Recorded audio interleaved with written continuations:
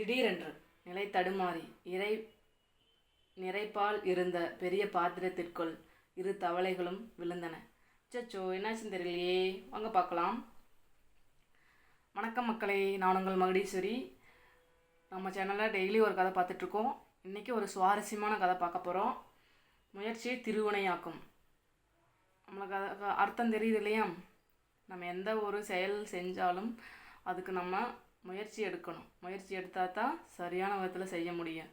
இல்லை இது தப்பாயிடுச்சு நினச்சிட்டே இருந்தோம்னா எப்போதுமே நம்ம என்ன பண்ண முடியாது, வாழ்க்கையில் முன்னேறவே முடியாது. சரி, வாங்க நம்ம கதைக்குள்ளே போகலாம். இந்த கதையிலையும் அதே மாதிரி தான் நடக்குது. 2 தவளைகள் இருக்குது.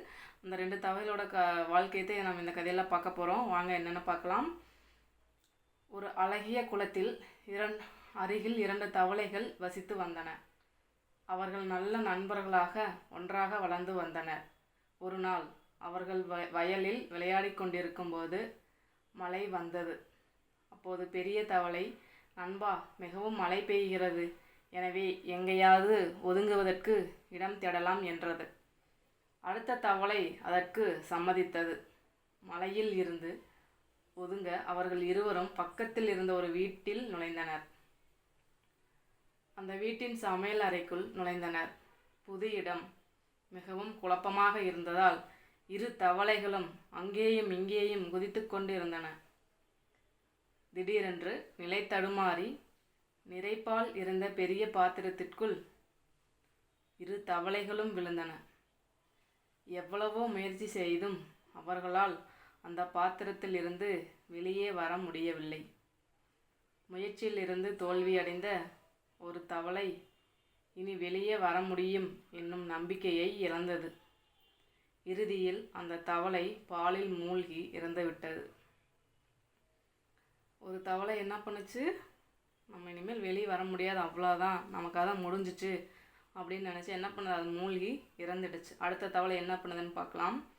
இறுதியில் அந்த தவளை பாலில் மூழ்கி இறந்து விட்டது. மற்றொரு தவளை தன்னம்பிக்கையை இழக்காமல் பாலில் நீந்தி கொண்டே இருந்தது.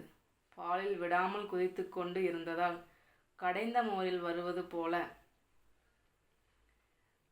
பாலில் இருந்து மேலே வெண்ணெய் வந்தது. அதிசயப்பட்ட தவளை மீண்டும் முயற்சியை தொடர்ந்தது. அதனால் கடினமான வெண்ணெய் மேலே வந்தது.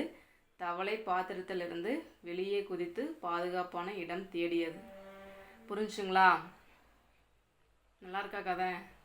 நம்ம தன்னம்பிக்கை எப்பவுமே இழக்கக்கூடாது. தன்னம்பிக்கையோடு நம்ம போராடிட்டே இருந்தோம்னா கண்டிப்பாக வெற்றி கிடைக்கும். நம்ம வாழ்க்கையில் எவ்வளவோ தோல்விகள் வந்தாலும் குழப்பங்கள் வந்தாலும் அதை எதிர்த்து நம்ம சமாளிக்க நம்மளுக்கு திறமை வேணும், ஒரு தன்னம்பிக்கை வேணும். நம்மளால் முடியும் அப்படிங்கிறது நம்ம தான் ஏற்படுத்திக்கணும். மற்றவங்க நம்மளுக்கு ஏற்படுத்தி தர மாட்டாங்க, இல்லைங்களா? இந்த கதை உங்களுக்கு பிடிச்சிருக்குன்னு நினைக்கிறேன். பிடிச்சிருந்தா நம்ம சேனலுக்கு சப்போர்ட் பண்ணுங்கள், லைக் பண்ணுங்கள், ஷேர் பண்ணுங்கள், சப்ஸ்கிரைப் பண்ணுங்கள். மீண்டும் அடுத்த கதையில் சந்திப்போம். நன்றி மக்களே.